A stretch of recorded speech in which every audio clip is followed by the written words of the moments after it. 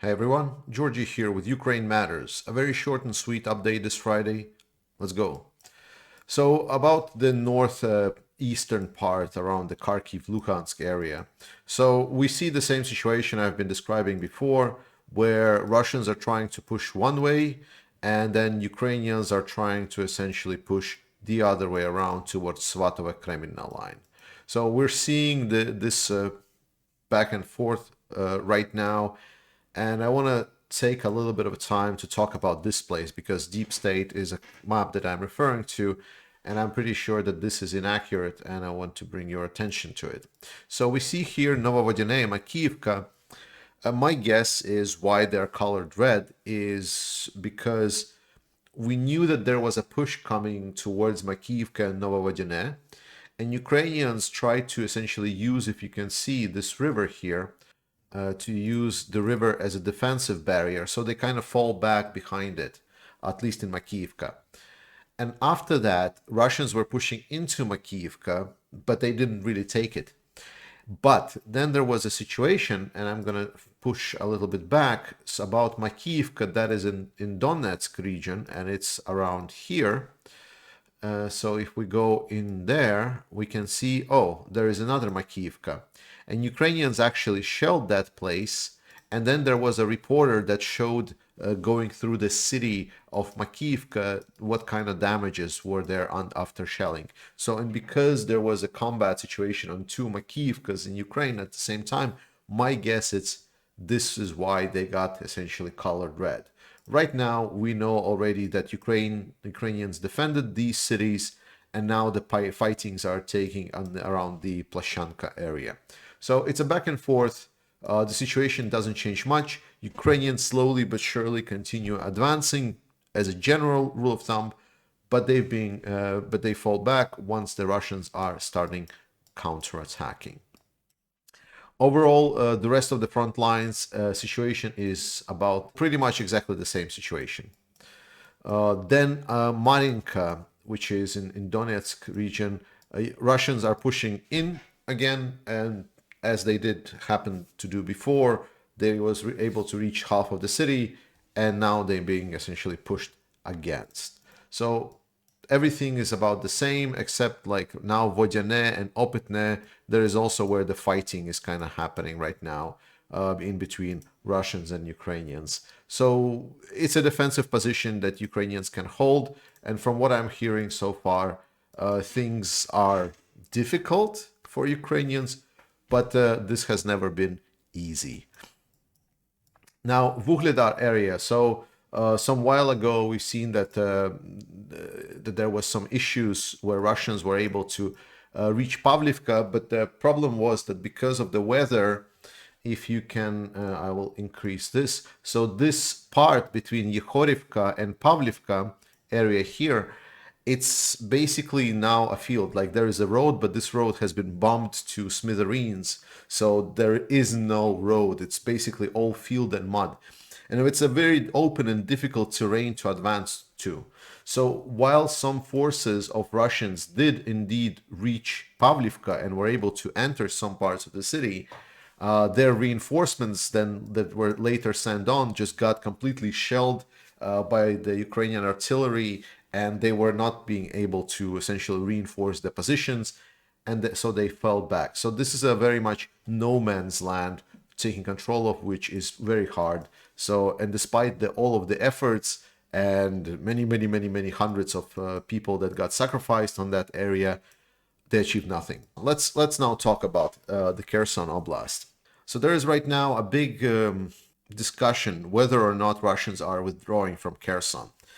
Right now, the analysts that I'm listening to are saying that there might be both options open, right? Because we know definitely that Russians have been sending in troops that are battle capable troops. So not only the mobilized, like some mobilized, yes, but also very much battle capable troops. So now there is what is it, 32 last I've heard, like 32 battle tactical groups, which is like essentially battle capable units that are able to fight. It's about 3,000 people.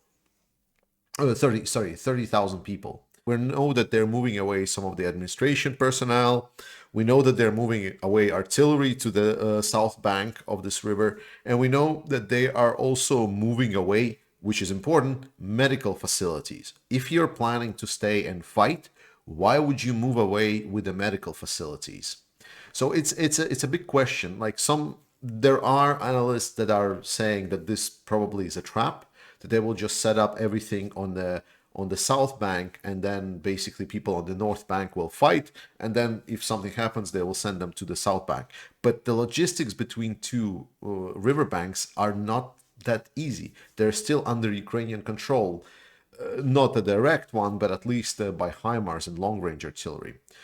Other sources says that they're trying to do the essentially step-by-step removal of the forces from the Kherson Oblast, but that will pose additional challenge because in some of the areas, if Kherson Oblast is, for example, if Ukrainians are able to get closer to Kherson or closer to Novokakhovka area here, so if they can take, for example, Berislav, if they can take, for example, I'm going to take blue color just to kind of show where is this. So Berislav here or Chernobyevka here, if Ukrainians are able to reach those places, then Antonovsky Bridge or Novokakhovka Dam, which is the main kind of place, then they will have field artillery that can control the exit. And then getting any troops over the river is going to be impossible. At that moment, this will just turn into the cauldron for many Russian forces. So it's not completely clear what the Russian plan is, because we see that they're sending reinforcements, but they also are taking away some of the essential stuff. I think we just don't have enough information to come to conclusions. So we'll have to see. Trust in the armed forces in Ukraine, and I'm pretty sure that it's going to be good. And I think this is about a good time to finish my map update. Thank you so much for watching if you're here just for the map. And I'm going to start talking about some other things. So let me quickly bring up my list. So a couple of very short things. So firstly, attack on the harbor, or was it like a harbor inside of Sevastopol that we have experienced with the Ukrainian boat drones, the surface drones. As far as we knew, only the one ship got heavily damaged, and unfortunately, it was not the flagman ship. As we can tell, at least from the reports that I'm hearing, that the Admiral Makarov got light damage dealt to it, that it can be repaired, but so far it's not in the open sea.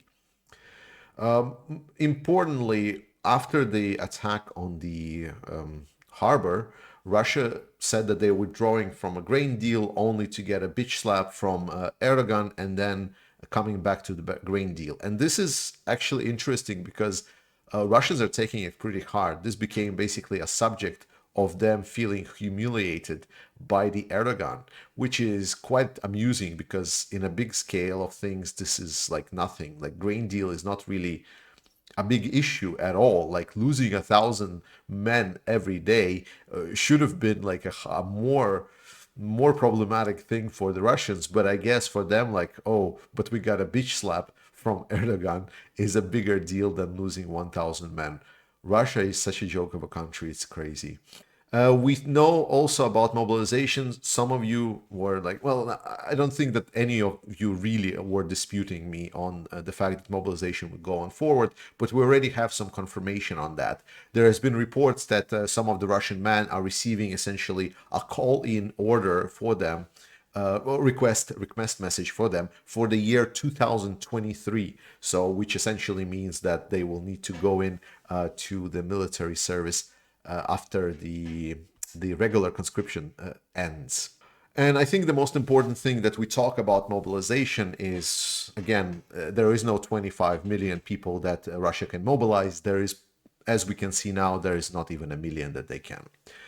The latest news, my expectations this week was that the Russians, not this week, but generally about mobilization, that the Russia can mobilize maybe 300, 400,000 people, maybe 500,000 with the reserves and stockpiles of equipment that they're having, and then they will start to struggle, and then their logistics will need to be readjusted somehow, and then it's going to be a strain for the country.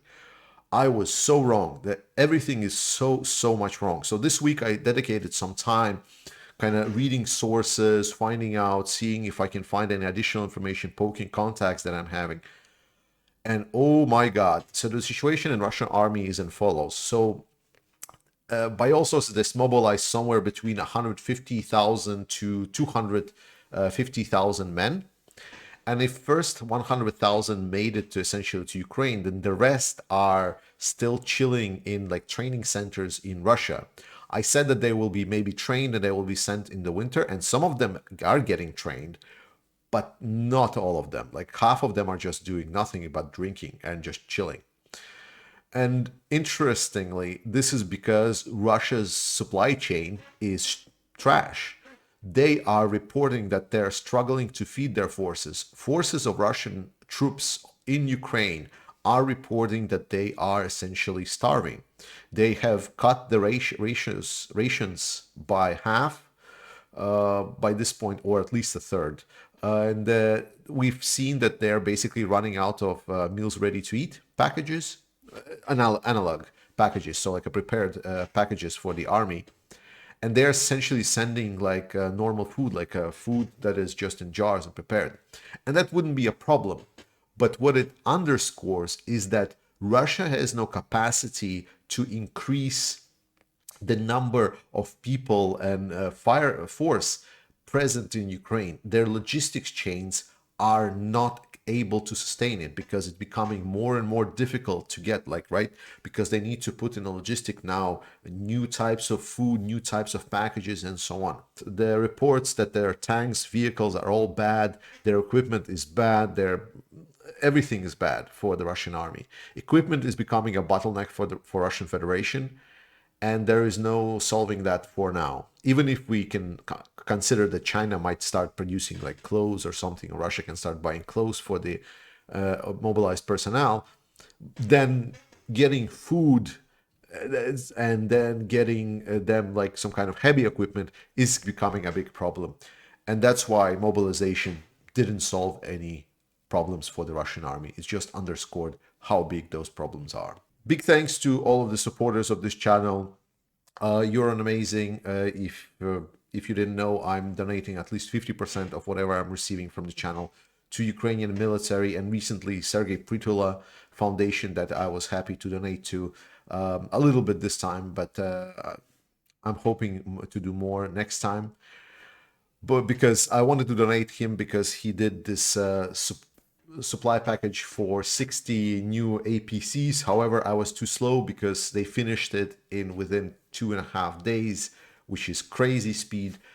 Ukrainians are great. You are great. My supporters are great. Members are great. Everyone who watches and subscribes are great. Ukraine is great. Slava Ukraini. See you next time.